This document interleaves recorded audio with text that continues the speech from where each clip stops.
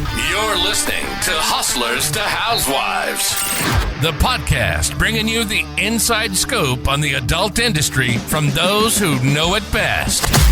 Join host Leanne Steele as she speaks to a wide range of guests, from Gen Xers to today's online beauties, discussing their experiences and stories, giving both unsolicited advice and hard laughs along the way. Hey everybody, welcome back to another episode of Hustlers to Housewives. Today we are talking to Amy Taylor, who is probably one of the hottest fucking chicks. I'm staring at her, and I know that I don't post video, and it's for one day I will, I promise. We're easing up to that, but she is so hot. She is an escort, so everybody who has been listening and me saying at the very beginning, we're going to have an escort on, we do now. And now we can ask all kinds of questions that we've all been wanting to know about them. Amy, welcome. Thank you so much for coming on the show. Hey, how are you? Good to be here. You are absolutely beautiful. I'm not even going to front. Like, seriously. And you have beautiful eyes. Thanks. Yeah, blue eyes and dark hair are kind of like a solid combo. It looks kind of intense. So I actually dye my hair darker, which I don't really care what anybody thinks. I like it that way. It's an intense though, but it can give like too intense, like crazy eyes if you stare right at people when you have like really light eyes and really dark hair. So I try not to look scary. Well, I mean, you should put some vampire teeth in and then there you go. I do a good Maleficent for Halloween. I mean, it fits really well. Okay. I can see it. No, but you are beautiful. I like the whole dark hair, light eyes situation too. Dark hair doesn't look good on me because I look like more of a bitch than I already look like now. I don't think you look like a bitch. I think you're gorgeous, but I mean, bitches can look gorgeous, I guess. Why not? Yeah. I think you look like a Disney princess. You're blonde and like you look like a kind of like a mouth like a Disney princess though. That's why everybody likes you. It's awesome. More interesting. I don't trust people who are too sweet. I feel like they gotta like stuff something down. I don't trust it, right? Like you can't just always be nice. Yeah, if somebody is too nice, I think it's fake. Yeah, like, there's no fucking way on earth anybody could be this patient, this nice and kind all the time. No, they gotta like once in a while let the steam valve go. Yeah. Right? I mean, there's nice and there's not nice. I used to live in California and people are super like charismatic, friendly. I'm your best friend. Like, we're going to do this together. And it's all nonsense. The next day, they're like, wait, who are you? They flake too. Oh. And then New Yorkers, now that I live here, they're busy. They keep it moving. But I think they're actually nicer. They're solid and like there for each other. They just don't do all this stupid fluff. And they're not okay with flaking and ghosting. What they say they're going to do, they do. I'd rather take that. They're kind of like crusty bread here. They're not as fake in the beginning, but I actually think they're nicer once you get to know them. I'm not sure. See, so there's a difference. And I'm trying to think of what East Coast, because I agree. Living in California, as long as I lived in California, I talk to people at the grocery store and they just kind of look at me like, why the fuck are you talking to me? Here in Connecticut. I don't know if East Coast, because I agree with New York, they'll help. They'll mouth off the entire time they help. So I don't know if they're nice, but not kind, or kind, but not nice.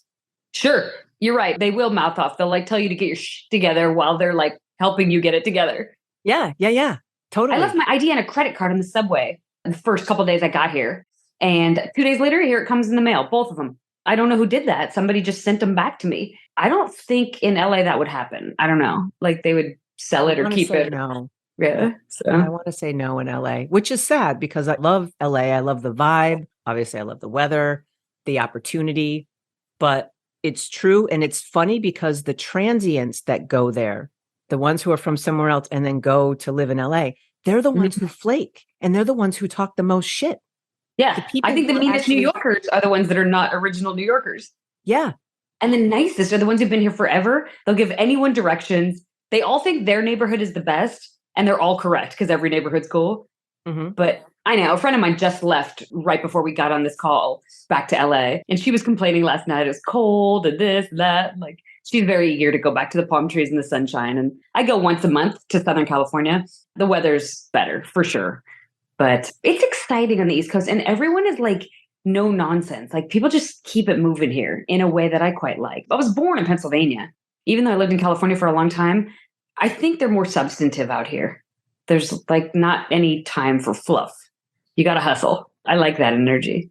Yeah. I mean, I know I would be bored out of my fucking mind in Pennsylvania. There's nothing but like Amish people and religion. Yeah. My dad taught at Penn State. So when the university was in session, it was just college kids and that whole culture. And then when they left, it was like, there was legit nothing. My mom was miserable. She's a Californian and she hated it. So when we moved back to California, she was quite happy. Like, plus the winters, I would think would really fuck with you. I mean, the whole seasonal depression, that shit is real. That shit is real out here on the East Coast. Is it? Oh boy, this will be my first winter being full-time here. So we shall see. It feels inside the way it looks outside, like gray and cold and just still. Really? Mm-hmm. I mean, it really depends on the kind of winter, but I get the winter blues where I do. Well, if it's that bad, I'm just going to get an Airbnb in Florida or something and leave. I'll just take my dog and just pack up and go. So how is Nigel? Good. He's mad. Yesterday it was raining like only in the afternoon and it was kind of a deluge, like it was heavy and short in the afternoon. And I got caught in that with him. Walked outside like an idiot from California, flip-flops, and it was 70 degrees, almost 65.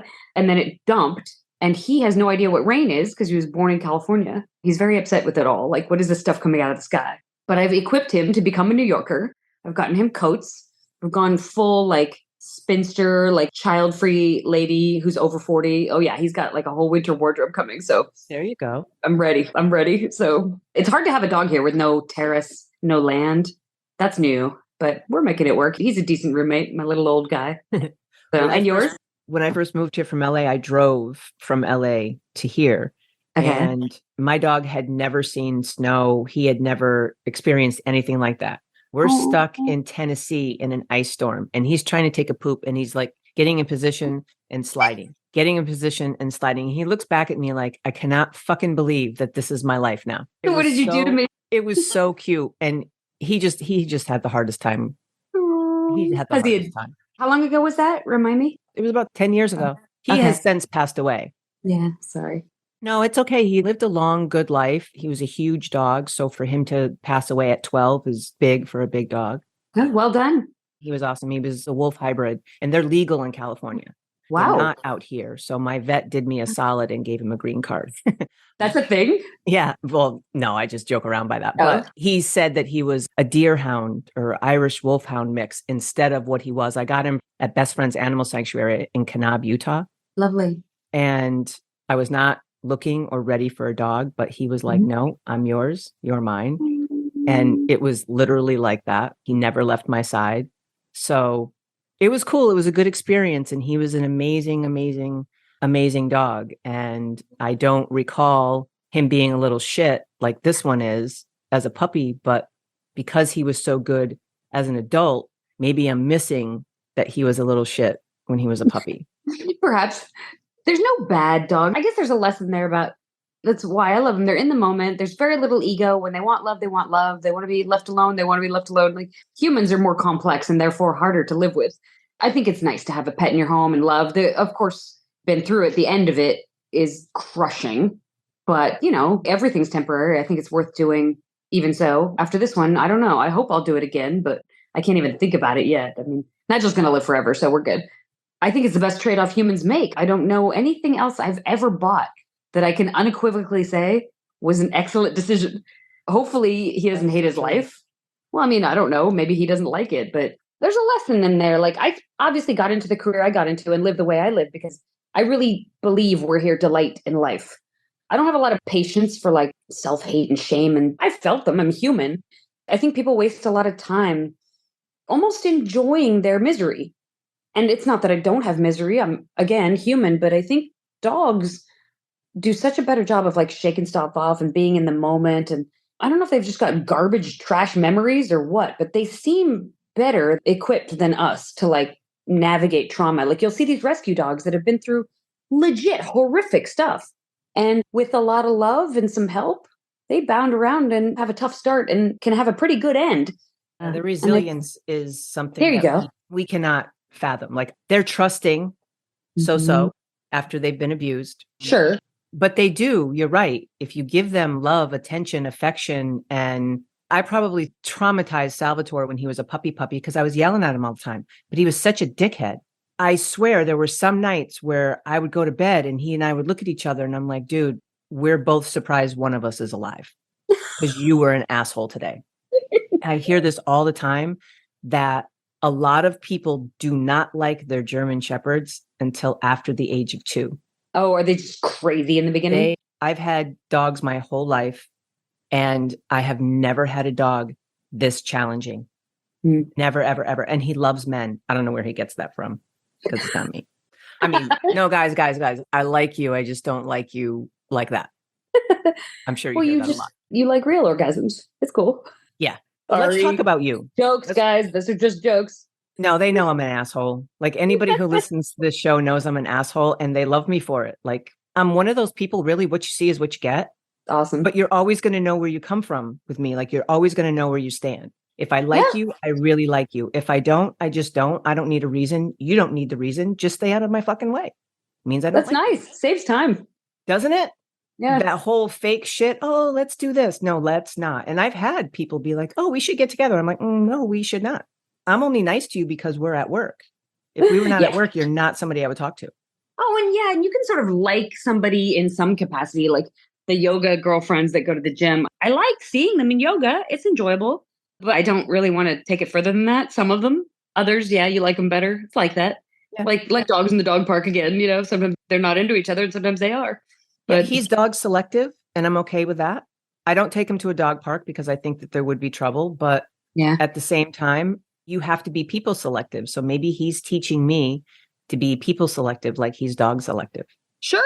Yeah. Well, and Huskies and Germans and all the ones that are like really serious, other like little dogs will like start shit with them. Yes. Nigel will like with Huskies. And I think he's jealous. I think it's like a bigger, more serious dog. I think he's got inferiority issues. Do you think maybe they look at each other and they think they're one another's size? Because like, who knows? They don't see themselves. Sometimes you meet people like that. Like one of my new neighbors where I moved, there's nothing wrong with her. She's lovely. But like we had a little cocktail party for the people that have moved in. And like, what? I was chatting with her and like, when it's just not going. There's nothing wrong with her. There's nothing wrong with me. But we both like tried, you talk about food and travel, like benign topics that pretty much everybody could talk about. And just nothing was hitting. And so finally we sat there in silence for like a little while. And then both of us were like, well, we're going to go and get like some more wine or a cocktail and mingle. Like sometimes it's just not that dog's jam or not that human's jam. Like in my work, I've gotten through like appointments where you're just like, oh, we're going to have a nice time and I'm never going to see you again. What do you tell people that you do? Tell them I'm a companion. I tell them I've had a rich boyfriend or two, which is true. And then I tell them, this wine lady? Like neighbors. Yeah, I tell them the other things I do. So I also do other things. I'm a flight instructor and I am a landlord. I have property that I manage. I have an investment. Like a flight instructor, as in like you teach people how to fly? Correct. Yeah, I'm a pilot. No shit. Yeah. Dude, teach me to fly because I'm petrified. Anytime. I'll take you up anytime. It's actually really easy. I am so fucking impressed. You have no idea. I am. Oh God, it's easy. Myself impressed with you. I mean, not only are you articulate and you speak well, because we've had conversations before this conversation. But wow, holy shit! Honestly, we're about 6% female now and growing. Like if you take a regional flight, like the CRJ 900, like if you fly from Connecticut to Miami, you'll often have crew, like the captain and the FO will be ladies nowadays. It happens more and more every year. Did you ever work as one? I've never flown for the airlines. So I have flown banners on the beach. I've flown as a safety pilot for a person who owned a jet. I have taught. I built time flying for Google for a while. So I've done lots of different types of flying, but I've never flown for the airlines. So maybe. I think I'm too old now. And you get like a scheduled route and a scheduled plane. And most of my friends who fly for airlines are not that happy. The happiest I know are like cargo guys and girls who fly for like the big cargo planes. They go to like Shanghai 8 times a month for DHL because you're not dealing with passengers and it's a pretty cool job. You make a decent amount of money. Those are the happiest commercial, like flying for pay people I know. And then people who just fly for fun, they're quite happy because it's not a job. So, but it's a pretty expensive hobby. I'm so fucking impressed. This is so badass. So I remember a long time ago when the movie with Tom Hanks came out where he forget the name of it, but I was actually saying to somebody, I was like, how come, you hear of airliners like United, whatever, crashing, but you never hear of like FedEx, UPS, you never hear of that. And then that movie came out. What the hell was the name of that movie? He was and he Castaway? Castaway. That's it. Yeah. So under the airlines, you're governed under a set of federal regulations. They call it Part 121, Chapter 121 of the Code of Federal Aviation Regulations. It's a huge bunch of laws If it was in books, it could fill up a room. And those laws are real strict because you're carrying the unsuspecting public. You're carrying hundreds of souls sometimes, or dozens, depends on the size of the plane. And they cannot help themselves. They can't fly that plane. So it's Six Sigma. It has to be perfect. The maintenance has to be perfect. The training has to be perfect. And that's why it's so safe. It's far safer than driving. The crashes get publicized a lot, but it's almost zero. It's almost zero. And that's good because it's bad press when planes crash. The cargo world, boxes and rich people, are governed by a different set of federal regulations, Chapter 135. And those are slightly less stringent, like in terms of the weather minima you can take off and land in. The maintenance is still very strict, but not like 121. The airline world was made to be incredibly safe. And all that's built on the backs of a lot of dead pilots who learned things the hard way. We joke, we say the FARs, the Federal Aviation Regulations, we say the FARs are written in blood because every rule in there, like the rule about checking seat tracks, the back and forth of your seat, that's because somebody once took off, the seat scooted back in accidentally, he pulled the yoke back, tail down, and he died. So all the rules are there because the airline world, 100 years ago, the post office guys who flew the mail around, that was a very dangerous job. You were probably going to die. They made a lot of money, but it was almost a death sentence. And we have the aviation we have because of a lot of madmen in a good way, a lot of daredevils. Long Beach Airport in California is named after Doherty. She was a female civil service pilot. She had to land on the beach a couple times in emergencies, had to put it down on the sand. Yeah. And I mean, you should read about the night. There's a lot of badass women in the night witches in Russia in the wars. They were running out of male pilots because everybody was basically getting killed. So they had to finally let ladies fly, much to their chagrin. And these women would go up to altitude in these old, like shitty planes, whatever they had left as they were fighting the end of the war. They'd go up to altitude and they would turn off the engine, dive down in silence, hence the name Night Witch, drop their bombs, and then try to start up the engine again. And sometimes it did and sometimes it didn't, and then fly out of there. No shit. So yeah, the storied history of a lot of people who have made aviation safer. So, but 99% of the accidents and incidents, including deaths and non-deaths, are in the private world. People like flying themselves for fun in little planes. And I'm glad we have that freedom because we don't have that in many countries. There's a lot of countries where you can't just go rent a plane and learn to fly, but we have that freedom here. Really? But no, you can't just do that like everywhere. I didn't even know you could do that here. Rent a plane and be like, there's flight schools everywhere. Oh, well, flight school. Yeah. But I mean, like if somebody like me tried to go get a little plane, I don't know what the hell I'm doing. No, first you got to do some stuff to learn, but eventually you'll learn. And then you get what's called checked out. You prove to them that you know what you're doing. And then you can go rent that plane and fly around anywhere you want. Is it as easy as getting a driver's license? I think it's a little harder than that. So to get that's your first license, your private, it's a little harder than that is. I mean, I guess it depends how bad of a driver or a pilot you are. But people get their private in a few months if they really get at it. You have to solo, you have to fly it yourself. And then you have to do some other stuff, learn some stuff and fly it. But you can do it in less than a year. So it's analogous to getting your driver's license. And then as you keep flying, you get additional tickets. So you're sort of never done with school. Planes over a certain size have their own license, sort of. It's called a type rating. And it is a legal permission to fly that plane. And that's because they're more different than cars. Do they feel heavy when you're flying? Well, it depends on the weather. So you can think of air as a really thin fluid that a plane is swimming through. Like when you're flying with proper coordination, a plane is essentially a kite. It goes into the prevailing wind. But if you're flying it around wonky, you'll feel the forces. You'll feel G-forces. And you'll feel G-forces in like a steep turn. Military pilots, test pilots, there's a lot of force on the body.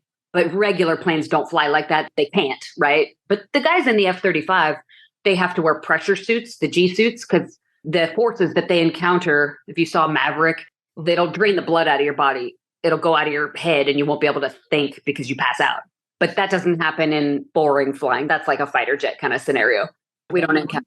No, but you can go sit in the back of a MiG in I know they do it in the Valley in LA, like Van Nuys and Vegas. They're old fighter planes and you can go up and ride with a guy. And apparently everybody pukes. I puked a lot when I got it's called a CFII, my instrument instructor rating, part of what you have to do to get that license is you have to spin a plane. And spinning, you make it look like a falling leaf, end over end over end, and you have to learn how to recover from that. And it is terrifying. You go up to altitude, you pull it back to stall it, right? With the nose up in the air. And at the stall, you turn the wing over. So you start stalling and spinning toward the ground, and they teach you how to recover because it is recoverable. But yeah, I was shaking for like a day because it's not fun. Yeah. I mean, if you're literally staring death in the face. I don't know, but I really, really, really admire the shit out of you for doing this, and like you're confident about it, which is amazing. I mean, the world is so beautiful from above. You don't see the problems, you just see the beauty. And I think flight is a goddamn miracle. We've only had this for basically a century. If you wanted to go from California to New York, it was a once in your lifetime journey. Half your family died and you never went back. And now you can be anywhere in the world in a day. And it's about to be a few hours. You and I probably won't see that, but our grandchildren, nieces and nephews will. I mean, this miracle of being able to travel because of aviation and what's to come with greater speeds. And I think it's an unimaginable marriage of the beauty of physics. You fly because you're vacuumed up into the sky. You fly because there's low pressure on top of the wing and there's higher pressure underneath the wing.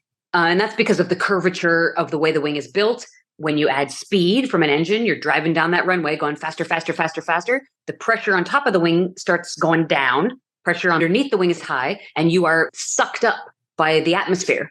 We used to call our planes homesick angels because they're just going where they want to go. If you go fast enough, the heavens will pull you up toward them. To me, that marriage of the violence of engine combustion, right?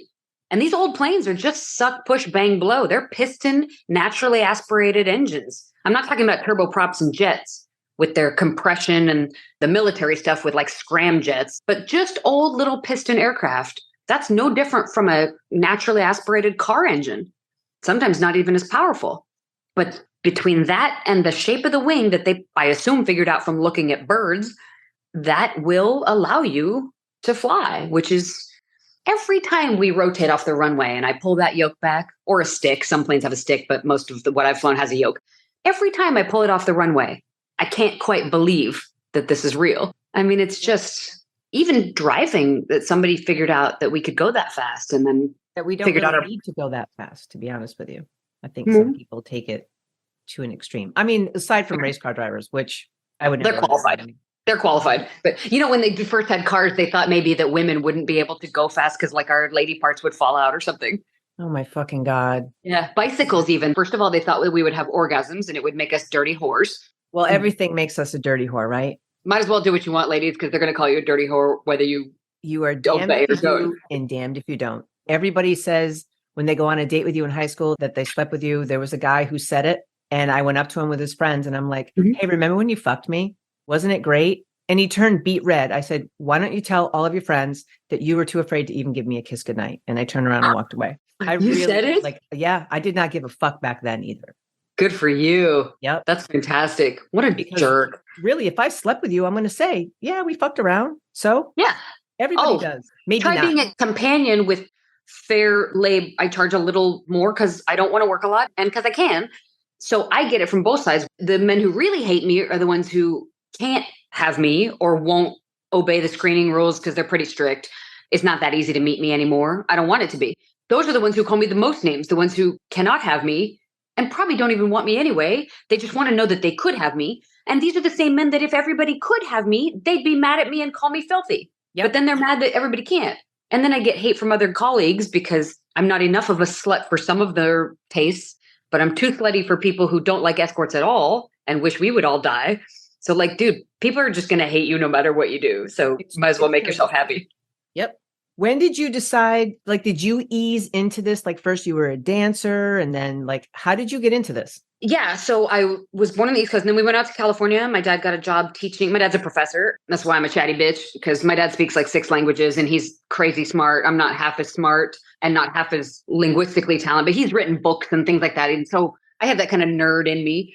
And I went to Berkeley as an undergrad in 95. And my second to last year, I stayed there for summer, worked a part-time job, took a summer class, and a sorority sister of mine who must have trusted me trusted in me enough to tell me that she was doing that. And that's the first I had ever heard of it. And she worked for some agency, and this would have been 99, 98. And the .com thing was exploding for the first time. And she was pretty and smart and all that. And she told me that she would just go across the Bay Bridge and have dinner with some tech nerd and go home with thousands of dollars. And she said most of them were super nice, probably not super gorgeous, whatever. But I was like, wait a minute, like that's the coolest thing I've ever heard of. Admittedly, my introduction to it was probably one of extreme privilege. She was a very privileged, and it was some fancy pants agency in San Francisco. I already had a boyfriend who was a doctor. He had just finished med school. He was 10 and a half years older than me. He was making good money. I was making less than zero, right? I'm a college student. So he did already pay for everything because I had no income, less than no income, right? I'm spending money to go to school. I was like a sugar baby, but not on purpose. He finished med school, and then it was such a difference in our finances that it wouldn't have made sense for me to try to pay for anything. So I kind of was like a sugar baby with one client just by accident. I didn't escort because, well, I didn't need to, and I had a boyfriend. But then he and I broke up, and I was kind of used to a little bit nicer lifestyle than a 21-year-old traditionally has if she doesn't have family money, which I didn't have. Our family was super classy, but not rich at all. I worked for a year in biotech, hate it. He and I are struggling to like stay together. I go to grad school in LA, and we break up, and I'm suddenly like lonely, heartbroken. I could use some money because he had been paying for everything and no more rich boyfriend. He took my car away, the whole thing. So I thought, oh, I'll find like, there's got to be like one of these kind of agencies like she had worked for. That must exist in LA. I'm going to find that and date a couple rich guys. Perfect for grad school, right? And it's pretty common for women to be high-end escorts in grad school. It's not rare. I found a couple that were quality and nobody would hire me. They hired like really pretty women who've had lots of surgery and done things. And I've had a little now, years later. They didn't hire you because of, I'm not just saying this because you're on here. I'm saying it because in all honesty, you're sweet. You are drop dead beautiful.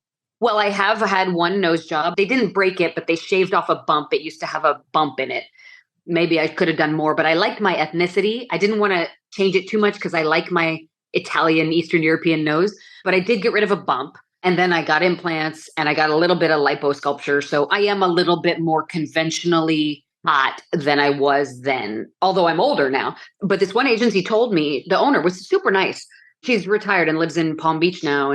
But back then she was running this agency and they hired like Playboy centerfolds and soap opera actresses and like famous women. And she said, you don't need us. First of all, she's like, I'm not hiring anybody. I wouldn't hire you. I hire like glam girls like to party all night in the Hollywood Hills. She's like, you're a grad student, kind of nerdy, smart girl next door, but you're young, always good. Not necessary, but good. You are good looking enough and you are delightfully alive. You don't need an agency. You can do this on your own. And I was like, what? Like how?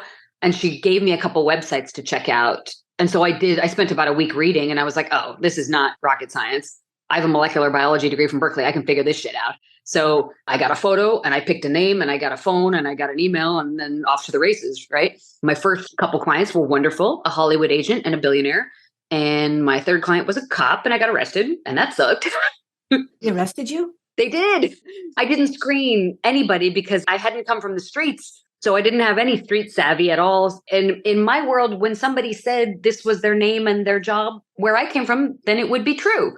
So I didn't know that people could lie, either a cop or anybody. And when he told me, well, super, just naive and young and not knowing anything. And actually, I will say it was awful getting arrested. It has harmed my life forever. It's prevented me from getting jobs, housing, dates, into private clubs. It's definitely harmed me for sure. And I don't forgive them. So fuck you, Orange County, and fuck you, Tom, all of you. That said, it's not a felony. You didn't get arrested. No, and I didn't get convicted because luckily my Hollywood agent client gave me a very good Hollywood attorney who was usually for movie stars. And I worked off the income. I didn't let him just give me that because it was on me.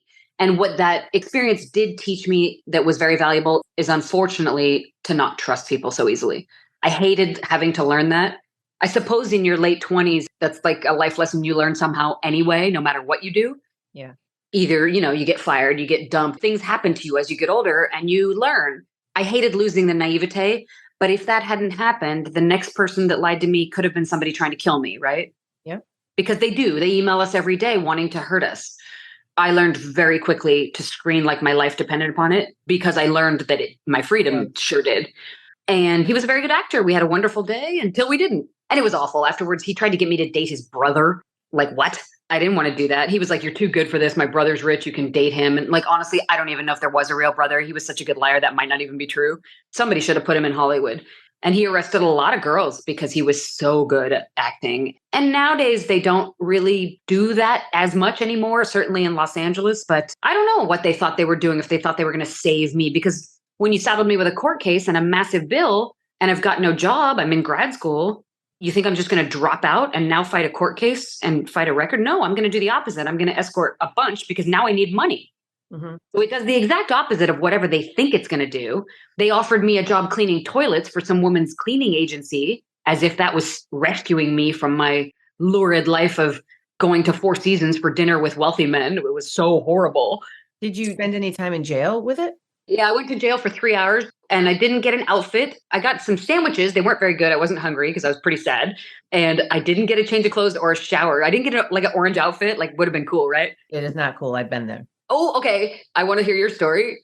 It's stupid. Like, I'm surprised I did not get arrested for some of the bullshit that I pulled when I was younger. But I went to school in Rhode Island and in Massachusetts. And in Massachusetts, I got a traffic ticket. I lived in a really podunk slow town and they didn't like me. I had wild parties with like drag queens and lesbians, fun, whatever. So they hated me. They knew I was a dancer and I was always arrested for a suspended license. So they told me flat out, like exact words, we're just going to make your life hell. So you got to leave. So I pulled a midnight move and got a ticket, I guess, on the way out. And I never went to court. So 20 years later, I'm here. I get pulled over in Massachusetts. It wasn't anything crazy. I swerved looking for change in my thing. The cop, the way he pulled over, you'd think that I was trying to run him off the road. He was like very dramatic about it. And it was a slight like tip. And I said, I promise I wasn't texting. I said I was looking for change because of the toll up ahead. And he said, no, let me see your driver's license, blah, blah, blah, blah. So I went to jail it was a holiday weekend, from a Thursday night to a Monday morning. And I did not shower. I'm all set. I did not. Thankfully, I didn't have a cellmate, so I didn't have to worry about someone either going to the bathroom in front of me, which is fine, whatever. You know, dancers, we've done some really rude shit in front of one another. And the food was fucking horrible. I was sitting up against the fence, the whole bend over and cough shit, that is real. And this is just a traffic thing. I mean, if you're a criminal, you're a criminal, but I'm not a criminal. You know what I mean? It's an infraction. Right. So I'm up against you do have an hour outside the 23 hours. I'm up against the fence and I'm sitting there all by myself. And these girls come up and they half circle around me. And one of them is like, so what are you in for? And me being me, I said, it's pretty hardcore. And they're like, why? What'd you do? I'm like, traffic ticket 20 years ago. And they're all staring at me. And they're all like young. I want to say probably from 18 to 22 max. So this girl's like, I really like your ink. And I said, thank you. Where'd you get it? And I said, LA. Their tone completely changed. Like they didn't want to fuck with me because I was from LA, which I'll take, whatever. She's like, you're really pretty. You never want a girl from prison to tell you that you're pretty. No. Why not? Because they fuck your face up. Oh, Jesus. Oh, yeah. So say we're in jail and I'm like, oh my God, you're so beautiful. Well, if somebody else likes me in jail, they're going to fuck your face up. I was like, oh, wow. Well, yeah, thanks. And just kind of left it. But this kid, she was 18. She was talking to me. She's like, yeah, I don't know if you saw the news, but I'm part of that big heroin ring. And she was like boasting about it. And maybe at a young age, I boasted about some stupid bullshit that I did. But as you get older, you look at it and I'm like, wow, this kid threw her fucking life away and is proud of it. She was proud that she was like part of this heroin ring. And I was like, weird. Wow, good times for you. She was going to stay in there for a while, probably. Oh, yeah. And the orange is you're being processed. I did not know. It was the other colors and in the other buildings that you get different colors. And I guess the colors mean specific amount of time. Oh. So I was orange, thankfully. And did they Monday decide bail and, figure out your case and all that stuff like normally? Or did you get to go home on Monday? Oh, no. The marshals took me in a van. And here's the fucked up thing. There were the town that I was in, there's like 3 smaller ones around it. The same kind of ticket, the same night, everything was the same, but in 3 different towns. So this one judge was looking at it and he goes, this is all bullshit. And he actually said bullshit. You're wasting my time. This was 19 years ago. This is crazy. He's like, get her out of here. But I had to go to each town to court and get it thrown out. I think one town made me pay like $50 or whatever, but I was shitting bricks. That is crazy. What a bullshit case. Yeah. And it was all because I was a dancer and because of the company I kept with the drag queens and the gay guys and the lesbians. Yeah. It's a punishment for being a wild woman who's doing what she wants and hanging out with gays, which they also don't like. And gender fluid people, they also don't like. I know the desire to punish particularly beautiful women, as you are, and women who are willful and like, I'm going to live my life and have fun and either dance or be an escort or go to drag shows. Or there's this kind of thing where if you're not a woman who gets in line and obeys, there's a lot of people, men for sure, and even women who really want to destroy you. It's kind of that they think you have this audacity, like, how dare you live the way you're living? I'm going to find a way to make your life hell. Yeah, I've experienced that too. And they'll just use anything. Like, okay, sure, suspended license, whatever. But like, there are other people who are able to apologize and go take care of it in court and at the DMV. And that shit doesn't happen to them. No. Nowadays, there's this real attack going on at men are very angry at like OnlyFans women. I guess they're mad because they have to pay. And these are hot women who they're not going to be able to date. But there's this weird backlash of like, how dare she? Like, it's the same bullshit of like, shaming and stigma because you're basically not a quiet, obedient woman who like married a dude and shat out some kids for him and never went to a drag show. Like, yeah, there are consequences to living life on your terms as a woman. And that kind of thing, if it didn't come from the way it came from you, they might have fucked with you another way, especially in small towns that are just like, we don't want your kid around. It was awful, the small town vibe. But I switched from UMass to URI. Okay. And that was the only place I could get an apartment. So I stayed in... Because of this stupid ticket issue? No, because I transferred from UMass to URI and I had like a week to find a place to live. So I was like, well, fuck it. This is like 30 minutes away. 30 minutes is 30 minutes. I mean, really, when you're younger, 30 minutes doesn't mean shit. It could be 5 minutes away. Now I'd be like, I don't want to live 30 minutes from such and such. But no, they really gave me a hard time. And my car broke down. It blew the clutch. I walked with sweatpants and a sweatshirt, but it was like a half shirt. It was like a crop shirt. Okay. It's the same fucking shit, y'all. It's the same shit that's in now, but that's what I was wearing when I was 19. Huge snowstorm. It was a blizzard, but I was trying to get home to my dog and I needed to have the car towed. They searched my fucking car and pulled out all my dance clothes, all that stuff. They're like, what is this? I'm like, it's my bag. It's my work bag. What are you, a whore? I said, no, I'm a dancer. Oh, so you're a stripper. And see, that's what I was going to ask you. If somebody calls you, like for me back then, I didn't like to be called a stripper. I like to be called a dancer because to us, there were two completely different girls.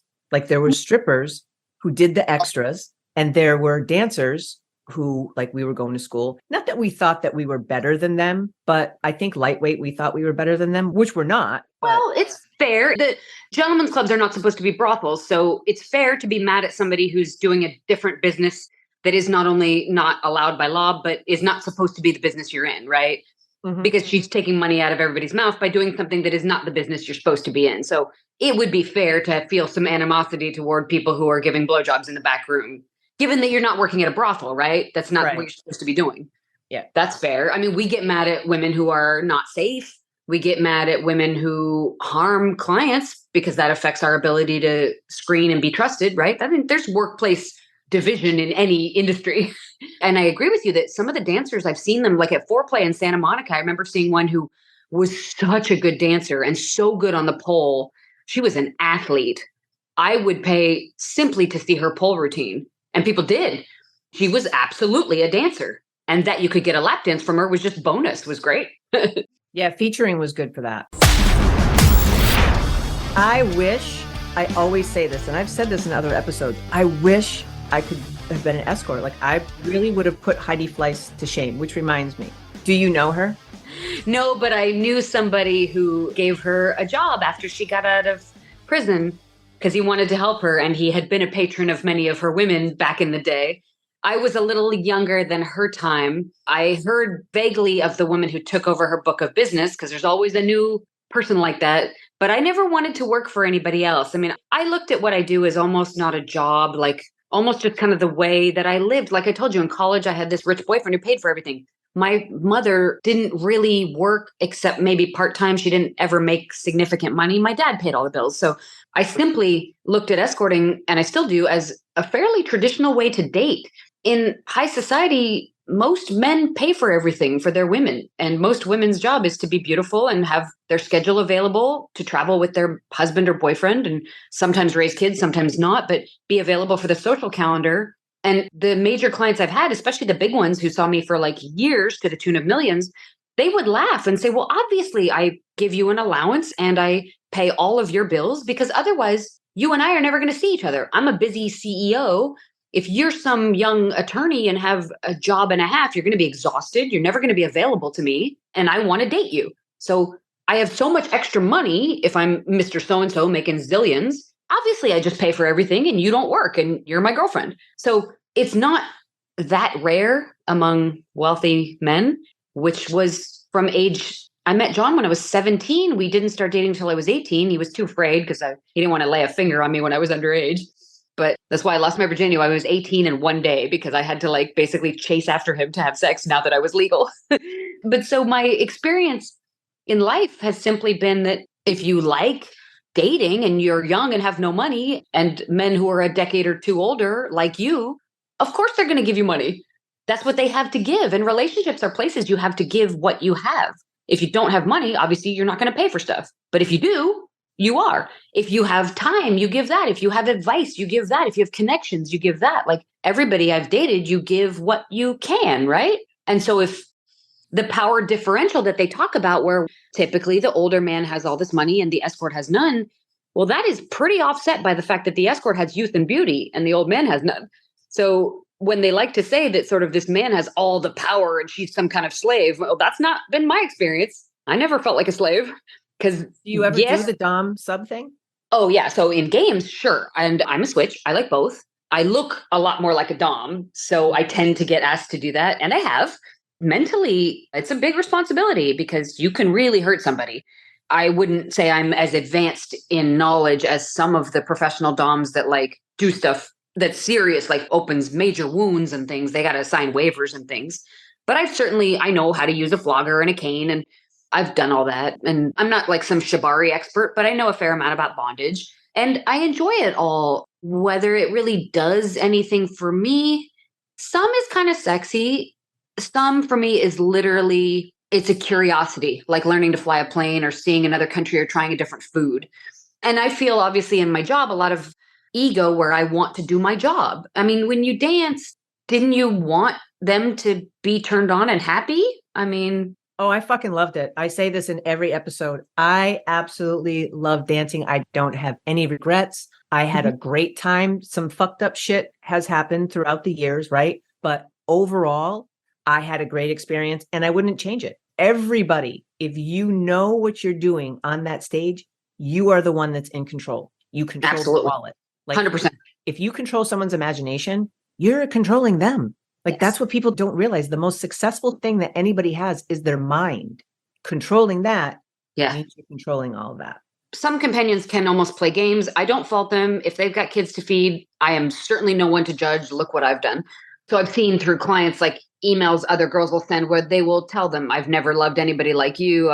They end up engaged to a different client like every couple of years and they get all the money and they finesse them. I think breaking hearts for a living is pretty brutal. However, before the guy's heart gets broken, he might get 2 or 3 years of being totally in love with a woman that's completely out of his league, at least physically. And don't you think it's their fault? Of course, everybody's responsible for their own actions, including these men. They're not getting fooled and they're enjoying some torrid, crazy romance and then usually getting dumped. My lawyer got finessed in COVID by an escort and was pretty heartbroken after that. But on the other hand, he got to have this wild ride for a few years and he's got money. She didn't. She got some of his. It was a deal that was fair. And when it ended, he was kind of butthurt for a while, but he got to have this experience. And I mean, fuck it. We're all going to be dead in a few decades. It's all about experiences. When you're at a strip club, any smart customer knows that stripper is there because she needs to earn an income. That said, The good strippers did want to deliver an experience, a fantasy, a beautiful performance. Yes, let's get you sexually turned on. And then if you're not doing extras like you're not supposed to, then he's supposed to go home. But I think ethical companionship, especially in most of the civilized world, not America, it's totally fine. People are there to have a good time, relieve some stress, and there's very few problems with it. The problems that stem with it traditionally come from criminalization of it or bad actors within it, because there is a lot of money in it. It's lucrative, and the workers are often young, predominantly women, although there are men too, who are not super savvy and not wise and can often be taken advantage of. But companionship inherently is just dating between two people trading what they have to trade. So do you always have to have sex? No, many people do not. And there are companions who never do. I have slept with some of my clients because I felt like it. Not because I ever felt forced to. Nobody's ever said to me ever, I should pay you right now for this sex act. Not only would that be illegal, but that's pretty vulgar. And I never saw anybody who I think thought of me that way. I mean, you're out to dinner on vacation with a guy. I don't think any of them were just like, oh, I'm only here for the sex. If they were good actors because nobody ever treated me that way. I don't think I would see somebody that treated me like just a series of holes to fuck, because I'm not. I wouldn't also treat a client like simply a wallet, because it's a human being. Yes, you need income. We all do. We have to live on earth and buy food and shelter. But when I was with a client, I was acutely aware that it's a human being who's shelling out not only their money, but more importantly, their time, which is more valuable than their money, especially for rich guys. They got plenty of money. They don't have plenty of time. And if they're giving you their time, that's worthy of some respect. But that's how I would do any job. I think I didn't view my boss in biotech as just a paycheck. I didn't view my job as just a way to make money. I cared about my work. So companionship, I view it as very much a lifestyle. Like I said, again, it's the way that I dated before I was a companion. I don't think I would be attractive to a man who wanted to go 50-50 on bills, even at my age now, even though I probably could. I also, in a sort of historical way, I think men have had hegemony financially over women. We are not 50% of the income or net worth yet. And so until we are, people can fuck off talking to me about how women should go 50-50. I mean, Oprah can, she can afford it, but not me. So that's how I feel about the relationship between men and women. But I realize others don't. I realize others would be horrified by being a companion. And that's okay. They don't have to be one. Oh my goodness. Who is that? Salvatore. I love his name. How did you choose it? His full name is Salvatore Declan, and it means savior full of goodness. Oh, he was born 2/2/22, which is like an angel number. sure. And I had a shepherd before him, and I swore I would never get another shepherd. I rescued her when she was 2, and she came with so many problems. It was ridiculous. And he picked me, even though he's a dick. But all of them, even the cat has Vincent Michael. So my neighbor says that we're the Sopranos with all the Italian names, because I love it. His name is Giovanni Cedric. Are you Italian? Yeah. Well, Yeah, I think I heard you say that, but you're so blonde. It's got to be like Northern Italian. Yep. And Yeah. I find out on the fucking 23andMe, I'm Yeah. not. I came from Ireland. I'm like, my whole life has been a lie. That's what you look like. You look Irish. So But I grew up in an Italian lifestyle. So that's cool. It's the best people. it is. And love the food. A friend of mine was here last night. He learned to cook when he was living in Italy. And none of us ever turn it down. He's like, hey, I was thinking about coming and visiting this weekend and maybe cooking dinner. We're all like, yep, we're pitching in. Oh my God, so fun. Yeah. So fun. It was a good time. Yeah. So how Yeah, does that's somebody get blacklisted from you?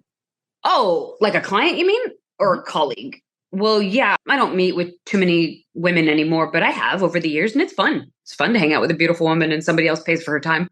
But clients, I mean, if I've never met them, they're banned permanently and immediately if they lie to me about screening.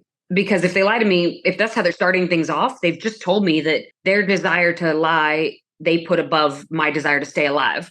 And Wow, I'm sorry, really but good. well, yeah, because I'm not asking you all these questions because I want to be nosy and waste my time. I'm doing it because I want to not die. And honestly, when they freak out, they're like, I'm in middle management at Paperclip Company of Scranton, and I'm worried that you're going to blackmail me. Like, bitch, I've dated billionaires. I've dated household names. Like, I have no interest in harming anybody's life. First of all, it would destroy my business. Secondly, it's bad karma. And I've been in business years. Obviously, I've done a good job or I wouldn't still be here. But I reject the notion that It is an acceptable cost of my business to get raped, robbed, murdered, all that. That's what society seems to think, is that, well, if you choose to become an escort, you're just going to go ahead and get raped and robbed and beaten once in a while. No, we're part of the economy. We always have been for all of human existence and history, and we always will. It ain't going anywhere. It's the oldest profession for a reason. And what do you think it was in marriage when women looked for a successful man who could provide for them? I mean, it's the same goddamn thing. Women have always wanted safety for themselves and their offspring.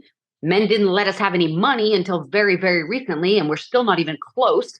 So we got our money from men. If you didn't have it from your father, you got it from a husband, if you could, if you were pretty enough. It's always been that way. Even the families would fucking sell you off. The dowry. Oh, yeah, all that dowry is blah, blah, blah, blah, blah. And maybe the future is women being every bit as wealthy on their own as men. But in my lifetime, within my lifetime, women couldn't even get a mortgage or a credit card without a male cosigner. That's within my lifetime. Yep. You couldn't. Mother. Yeah. So don't talk to me about like, it just started changing. And yes, where I live, you do. Down here in Manhattan, you've got women working in finance making just as much as their boyfriend or husband. My sister makes more than her husband. But that is not only very rare, but it's very recent. And I did not ever make more than the men I was attracted to. The jobs I liked, biology and stuff like that, being a flight instructor, it doesn't pay. Does your family know what you do? They do.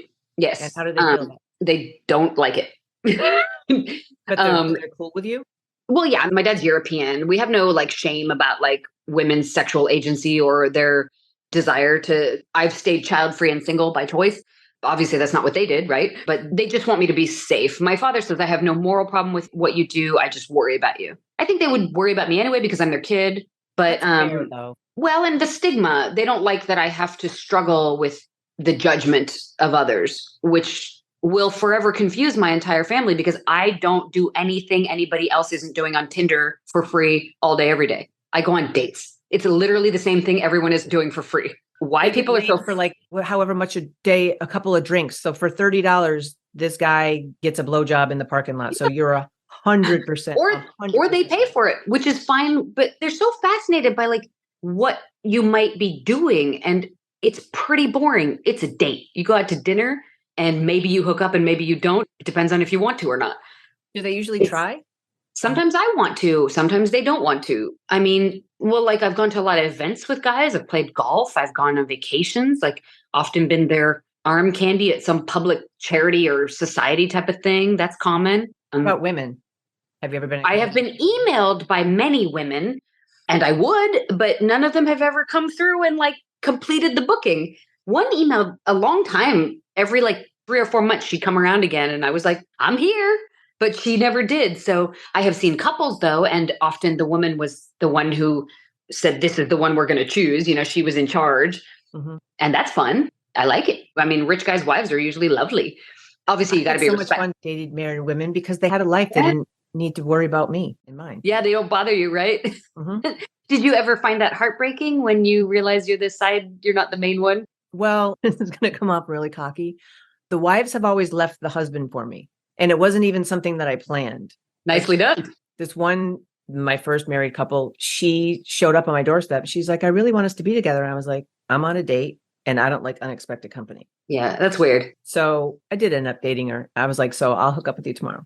Seriously, I was a hoe in the sense that I was super promiscuous, but that was just what we did. It was the 90s. Right? You're having fun. And I was good looking enough where I could go and kind of get whoever I wanted and took full advantage. But if I'm in a relationship, I'm in a relationship and that's a different thing. Yeah. I've obviously seen it a lot and it's damaging. It's better to try to do that less if possible. It is. I did fall in love with one chick and I'm almost positive it was the looks. Because my first wife, my ex-wife, she was drop dead beautiful. She was the one that I did Playboy and the movies and all that stuff with. And really, when I saw her at the club, I looked at my best friend and I'm like, you see that girl over there? He goes, yeah, she's beautiful. I said, I'm going to marry her. And marriage wasn't even a thing. She was just that beautiful. I mean, she was nice, not my wife, but the couple, she was really nice, but she was unbelievably beautiful. And that probably lured me in the most. Fair, you're human. Yeah.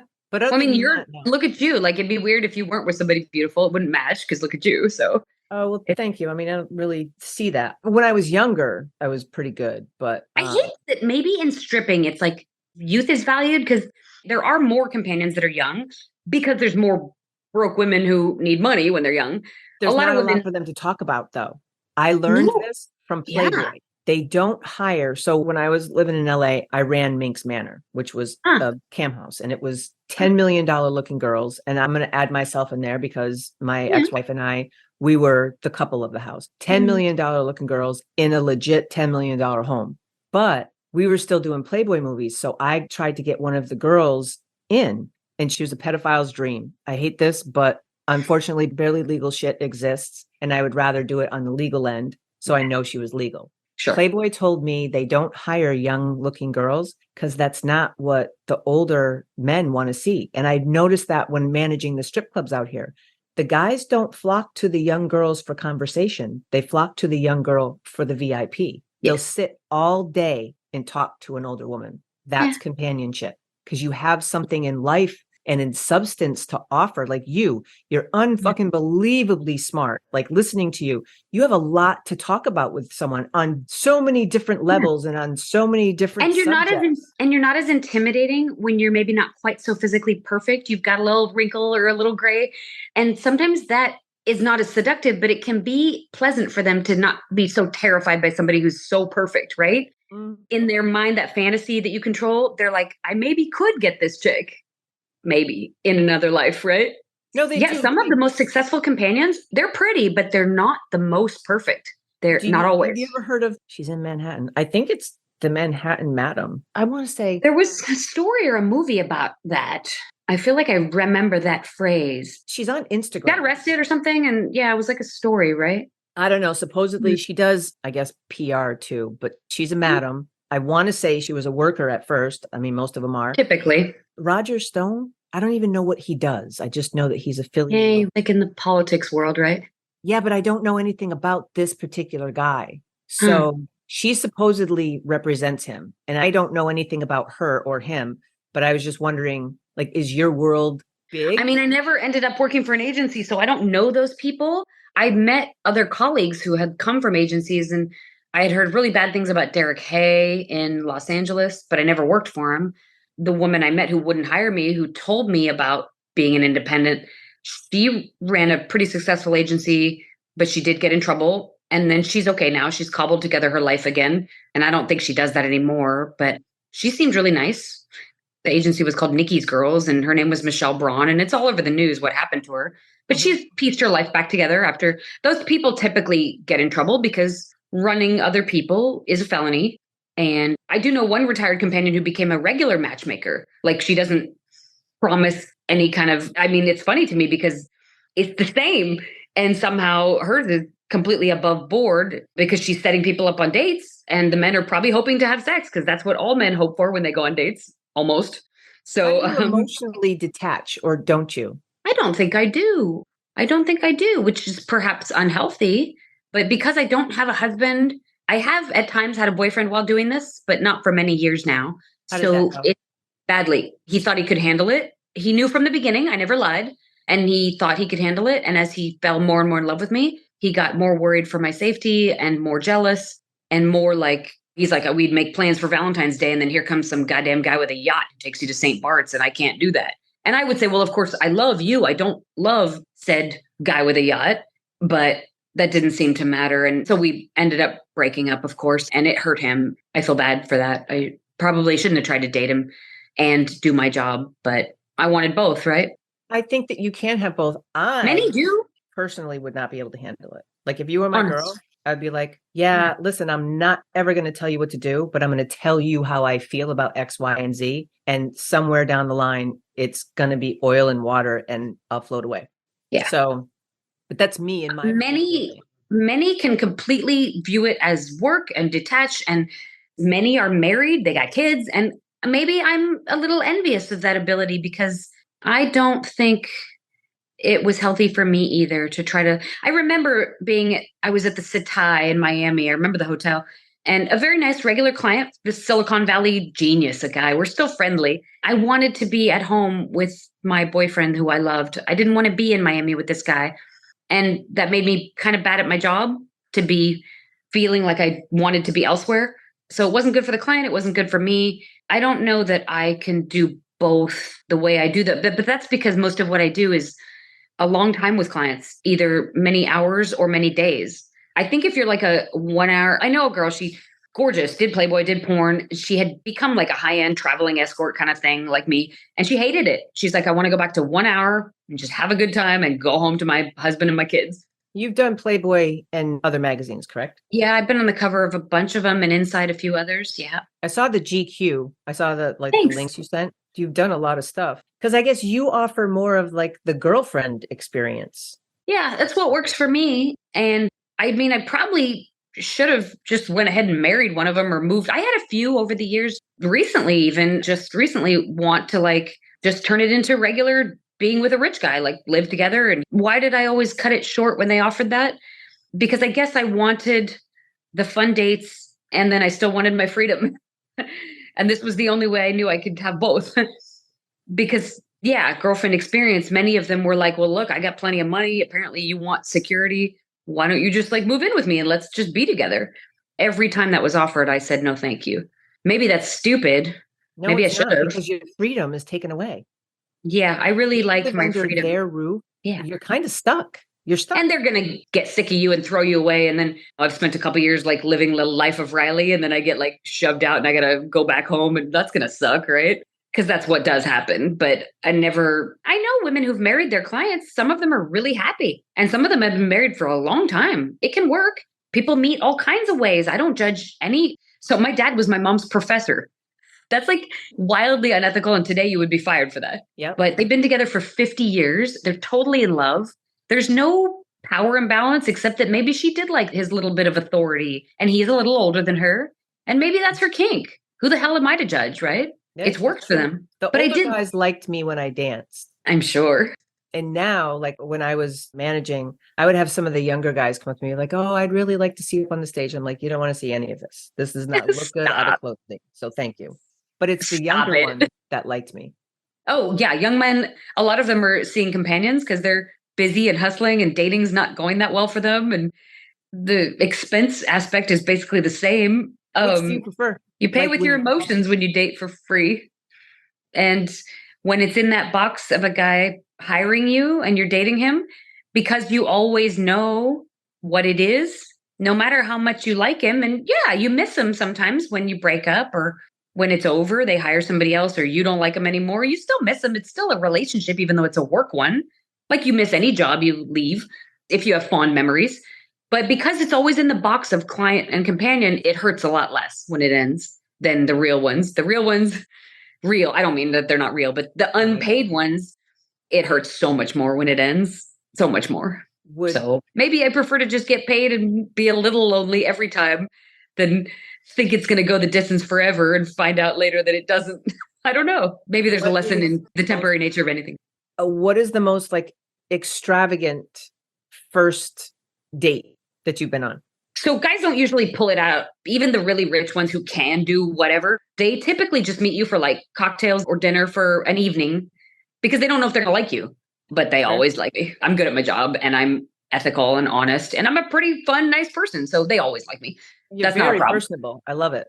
Well, thanks. I like people. I mean, that's the easy part. For fucking ever, and I'm sorry. You're not infringing on my time. I don't want to infringe on yours, and I know I can't afford you, so I'm not going to say I'll pay you for your time. Your money's no good here, young lady. I love it. Thank you.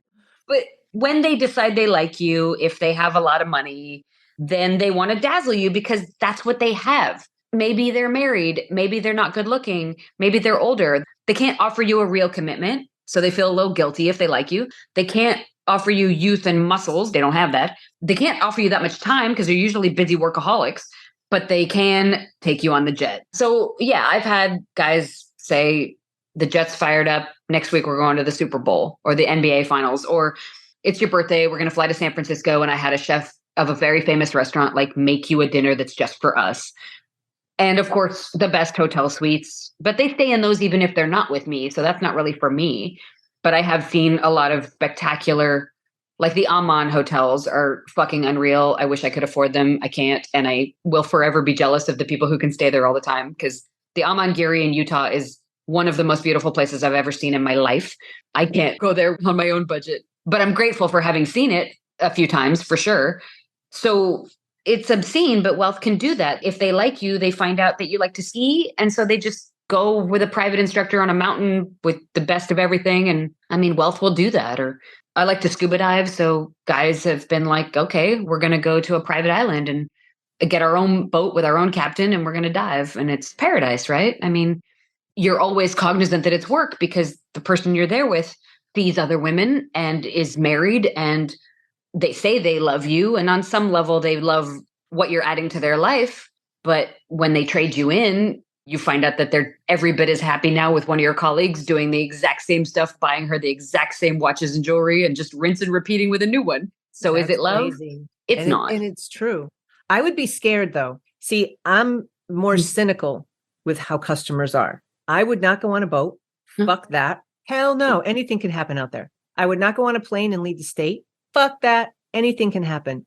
The whole scuba diving, I love the scuba too. The private island, I don't know that I would trust that that person was going to do right by me. But see, you're on a different level. I knew guys with money, but not the kind of money. Well, a couple of them, but I don't see people who do drugs because not that I judge them, but they tend to be wild and unpredictable. Yep. You know, I wouldn't go like away to a vacation with somebody unless I had seen them several times first and gotten to know them. Like their personality when they drink and stuff can change. I knew an Australian guy who, when he got drunk, he was a little weird and I stopped seeing him. I chose to stop seeing him. Nothing bad ever happened, but I thought it might. But most like people that I got in real deep with were very organized, health conscious. Also, they're like married guys who run companies. They're not going to murder somebody at the Four Seasons. It's going to end up in the newspaper if they do that.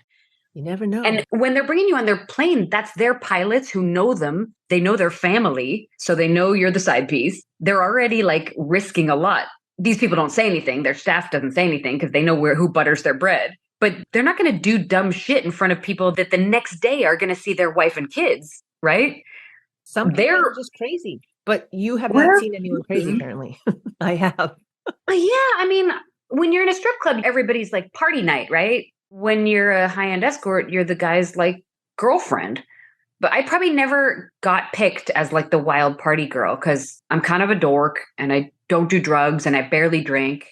Last week, I never got into the drugs. I smoke a lot of weed now, but I never got into the drugs. I can't even tell you the last time I went out and drank. I'm just literally, I would rather just smoke weed. I don't get sick the next day. I remember everything. I'm much more chill. Much more chill. So, I wish FAA would get there. I don't smoke weed because we get tested. I do know pilots who obviously they don't fly stoned, but they smoke on their like off days and it's well out of their system before they're flying. It's fine. But technically that's against the rules. They're not supposed to. But I hope FAA gets there because obviously they're okay with alcohol as long as you're not drunk when you're flying. So it needs to become the same. It's just the federal government is so slow, but they will. I would much rather deal with somebody who's smoking weed than with alcohol because your personality really, really changes. And being a bartender or working in bars, the majority of my life, you know, I've had jobs like what I went to school for. But how come guys in strip clubs are always obsessed with trying to get the bartender? Is it because she's more of a challenge because she's not a dancer? Yep. And here's the whole thing. And often she's really pretty too. I told them I was a dancer. I'm like, I used to be a dancer. I said, so really, this is really never going to go anywhere. You can continue to come here and tip me. I love it. But I'm the girl that you are never going to go home with. Like, I am a sure thing that it's never going to happen. Oh, but that's just about my personal life. I never said that I was gay. They're like, oh, how come you don't date anybody in here? I'm like, I'm more like a hit it and quit it kind of girl. Like, you're only going to have me just once and then I'll never talk to you again. So I got that going. So I just painted myself like that when reality was, no, I was in a really serious, committed relationship and I'm just not the cheating type. But I've watched people's personality become like so fun and nice to turn on a dime. And maybe I've just seen too much of that. Maybe you enjoy your world and you're beautiful. And I can see why someone would be attracted and continue to want to see you. Thanks. I don't think, I mean, if they were lying, I did have a client. I broke up with him. He misbehaved. I broke up with him. And then I heard telling somebody that he could like do this and that and the other to like make my life difficult. And luckily, I think he was just talking to vent, to be upset. But I remember thinking, oh, this is a person who said they cared about me a lot. And they might be willing to be bad to sort of get whatever retribution they feel like they want to get. So maybe I didn't really know people and I trusted them too much. I certainly was naive in the beginning, and perhaps I even still am this much later. But I do see the good in most people. I've never had to like run out of a client scared.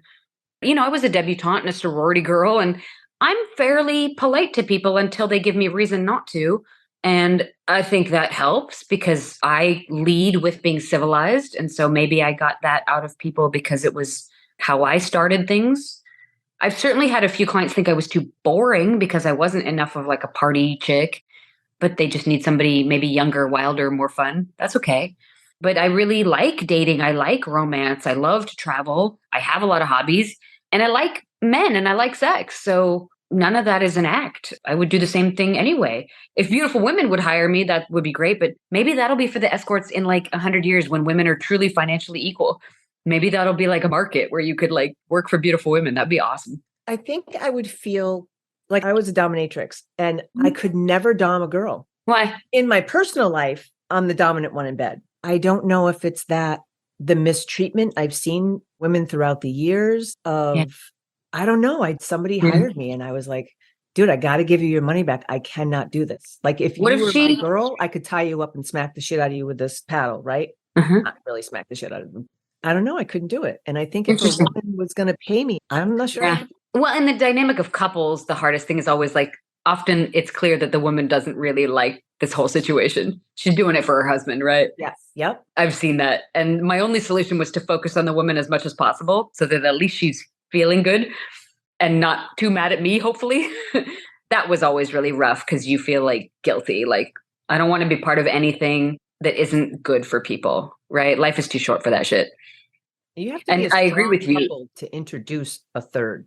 Sure. I mean, I have friends who are swingers and they swear it's okay. The data shows that swinger couple relationships end more. It is a negative in terms of a relationship's ability to last, but relationships end a lot anyway. So maybe you might as well if that's your thing. I don't know that that would be for me. But on the other hand, trying to own somebody sexually, if they don't want to be owned, that'll fail anyway, right? So who knows?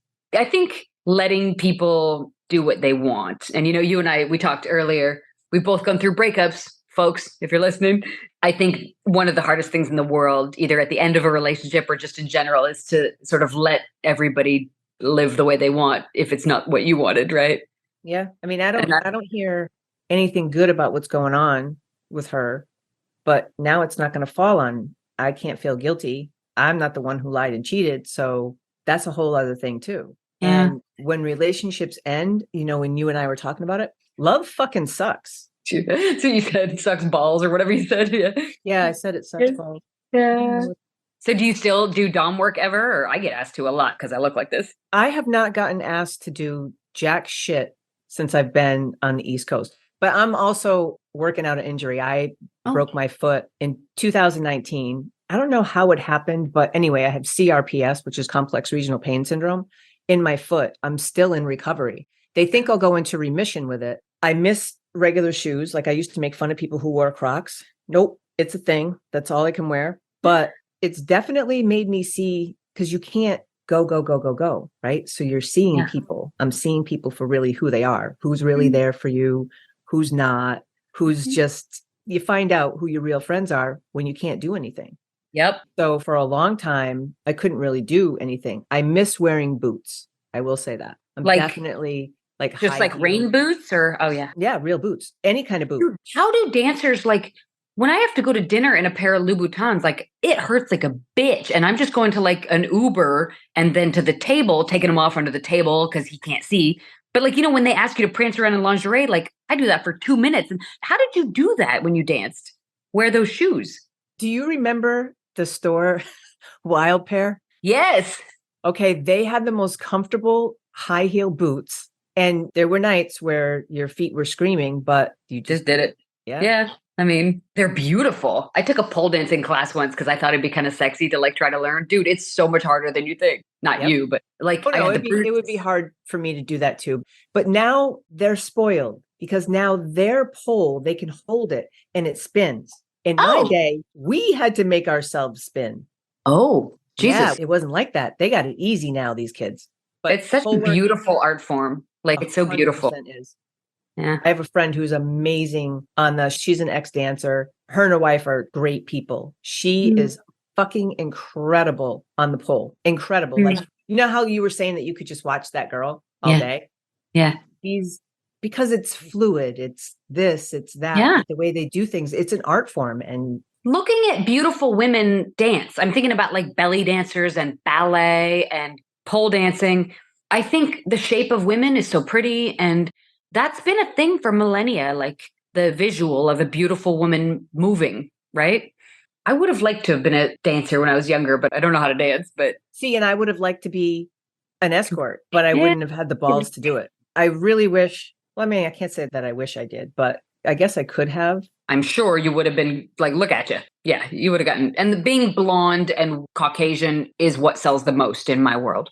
Blonde hair and big boobs. I'm literally like, it's the outline of what people think that men's fantasies are. But my ex-wife was Cuban. So we together, we offered it all. I mean, if you like, not offered it all like that, but even if we did, who cares, right? But visually, there was something for everyone. That's great. And I just prefer dark features. Different than you, right? I'm like, I could stay home and fuck myself and watch me in the mirror. Like, I know I want something different. But like, I have to say stuff like that because... Well, there's lots of forms of beauty. I think some Black girls have like taken my breath away. Like, there's lots of kinds of beauty. There's beauty everywhere. I like this idea. Like, it must have been kind of fun dancing and like, you get to finesse dudes. And then you have like, okay, so brothel workers where it's legitimized, they have very good psychological outcomes because they kind of have like work friends. And then safer, there's security and cameras and there's a house mom. And the lack of isolation in dancing, I'm envious of because our work as companions, all we have is the internet to talk to each other. Some people live together, but most don't. And it can be isolating, right? I mean, did you guys all get along or, I mean, is it like, no? And everybody hated me where I worked. Hated me. Well, yeah, look at you. The reason why they hated me, it's not because of looks. No. It's because I went to work. I didn't go for friends. I went to make money. So I don't want to sit in the back and have fucking shots with you. I want to go out and I want to make money. Like there are girls that I did get along with and you do mesh well, but they also had the same work ethic as me. Like, let's go change and get out there and make money. That's what it was. So I was not popular among the dancers in a lot of the clubs. Girls have pissed in my bag. I found bloody tampons. Oh, horrible. One girl, I caught her spitting in my drink. And I was like, what are you doing? Ew. Oh, I was just seeing what you're drinking. I'm like, well, here's a close-up shot. And I threw it in her face. Ew. So we had to be a little rough. Well, there's an escort who thought I was seeing her biggest client. I wasn't. He had emailed me, but we had never met. And she tried to hire a hitman to get rid of me. Are you serious? Yeah. Luckily, she wasn't able to. She has sort of semi-retired. She's still out there, but somebody told me she cleaned up her life. She was addicted to meth, and maybe that made her crazy. Luckily, somebody told me so I could protect myself. And I did. I called my lawyers and called the cops. And she, about 2 years later, called me crying and apologizing for it and said she had gotten clean. And I was like, okay, fine, bye. Like, I don't really want to talk to you. But did they catch the guy? No, well, she never successfully found when she was asking around. Like, does anybody know anybody who can do this for me? And luckily, one of the people she asked told me that she's sniffing around to try to get rid of you. And so I guess she never found anybody to do it. Or immediately when I was told, I dealt with her with my lawyers and stuff. So she knew, hey, I better stop because Amy knows. I guess she could have still kept looking for somebody. So far, I'm still here. So yeah, crazy, right? I'm blown away. Yeah. From start to finish with this interview, and I'm going to have to like break it up into yeah, I'm sorry. I'll let you go. It's so fun to talk. No, you're not bugging me. And y'all, listen, I know that you want me to ask. I know that you guys want me to ask the questions that you're thinking, like, who does she see? What does she charge? That kind of shit. But it's not good etiquette to ask anybody who they see because there's an anonymity to what you do. And it's never polite to ask how much someone charges. So if you do want to know, then you go through her screening process at amytaylor.com. And don't be a cheap chump because looking at her, she is 100% not $100 girl. Nothing wrong with those people, but there is not, but anybody can go suck dick for $100, right? Yeah, I mean, or do whatever. I mean, I think if these inflationary times, you should try to pay fair for all work of any kind. I try to still pay everybody I deal with as fairly as I can. I'm not that rich. I think fair wages are pretty important in these inflationary times. So don't grind people down too much. People are struggling, like just trying to pay their bills and feed their kids. So yeah, buy less and buy more ethical if y'all can. I try to. Less is more, people. Less is more. I used to tell girls that all the time when they would come into the club. I'm like, why are you showing everything? That's why guys aren't tipping you. Yeah. They're like, well, what do you mean? They want to see it. I'm like, no, they actually don't. Do you know why I make more as a bartender than you do as a dancer? Which is sad, by the way. It's because they cannot see everything. Yep. It's the fantasy. Like I talk a bunch of shit to them. They love it, but they can't have me. Yeah. So you have to make sure that you're the girl that they can't have. Setting standards of yourself and of those you do business with and your family, your friends, I think is important. Whatever you do, even if you're in a lowly job like mine, if you have some standards for your worth, and that's not just your looks or your sexuality, it's how you allow people to treat you, like how you allow people to speak to you. A lot of times they do want to be around you more or pay you more or deal with you more because you've just told them that you think you're worth something. That's never a bad thing.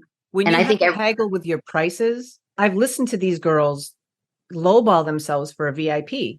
And I was managing at the time, bartending and managing, but I would call them over. I'm like, did I hear you just go down from 75 to 25? She goes, yeah. I'm like, fuck no. You go tell him it's 75, period.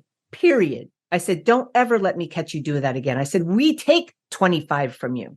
It sickened me to have to charge these girls. It sickened me. I was like, wow, because they're making money on the door. They're making money at the bar. And then they're making money off the girls. The whole reason why you have a business is because of the girls. Yeah. I hated it. I mean, I had to do it. It was my job, but was it always that way that the girls had to pay to work and tip everybody out? I used to get a paycheck. Yeah. I thought you guys got like a W-2 and the whole thing. I used to get paid to go to work, and they started stopping the whole pay thing when I was graduating college, and I didn't do any dancing or anything when I moved back to LA and doing the training job. But I found out that a friend of mine worked in Vegas and she paid $150 a night to work. I mean, she made thousands, right? Okay. But good. But still, it's a hard hustle. Dancing is a hard hustle. The first time I ever did a lap dance, because it wasn't a thing when I started, we had to stay on stage and really entertain. Like we had costumes and all that shit. Mm. So my first time was at the Foxy Lady in Rhode Island. And I walked up to some guy. I'm like, would you like a lap dance? And he's like, no. And I went to walk away and I turned and I'm like, why? And he said, you know what? I just got here. Why don't you sit down and have a drink and then I'll take one. I'm like, thank you. But you have to go ask and put yourself out there. And not a lot of girls want to. They don't know how to ask. And it's a hard hustle. Yeah. You're competing live with sometimes 50 other girls. Oof. And if not a lot of customers, it's the 50 girls, same 50 girls coming up to you. Like, hey, do you want to dance? Do you want to dance? Do you want to dance? And then you have to see what this guy's type is to either go over and swoop in and take it or stay away because you're not his type and you don't want to hear the no or whatever could come afterwards. Because you know this, guys can be cruel. Maybe not in your The beauty of the internet is that you never see the ones that think you're hideous because they just click on something else. You only hear from the ones that like you, which is great for the ego. Once a month or something, you'll get an email that's like, hey, you ugly bitch. But that's pretty rare. Most people don't have time. So the one I don't understand is brothel workers who line up and the guy picks one and you have to stand there while this guy literally just passes you up for your colleague. After 2 days of that, I would want to kill myself. I think it's kind of degrading. Well, because it's going to be all about your looks. So the prettiest girl is going to get everybody, of course, right? I knew a person who owned a companion advertising website a long time ago. She sold it and retired. And she told me the blonde section got 100,000 times more internet traffic than any other section. Holy shit. I mean, blondes, they say blondes have more fun. It sells more magazine covers. You just see it on the stands or on a website. You just see it first because the yellow hair. I will say, though, I'm a short 1/3 Jew, Italian, Welsh, and I was able to pay my bills. I mean, I even had some clients, some who spent millions on me who said, I saw you before I picked you because I thought, yeah, she's pretty, but you weren't the one that I was like, wow. I said, well, I'll get you on personality. Eventually I'll get you. Yep. I always say that too. I'm like the epitome of an ugly hot chick.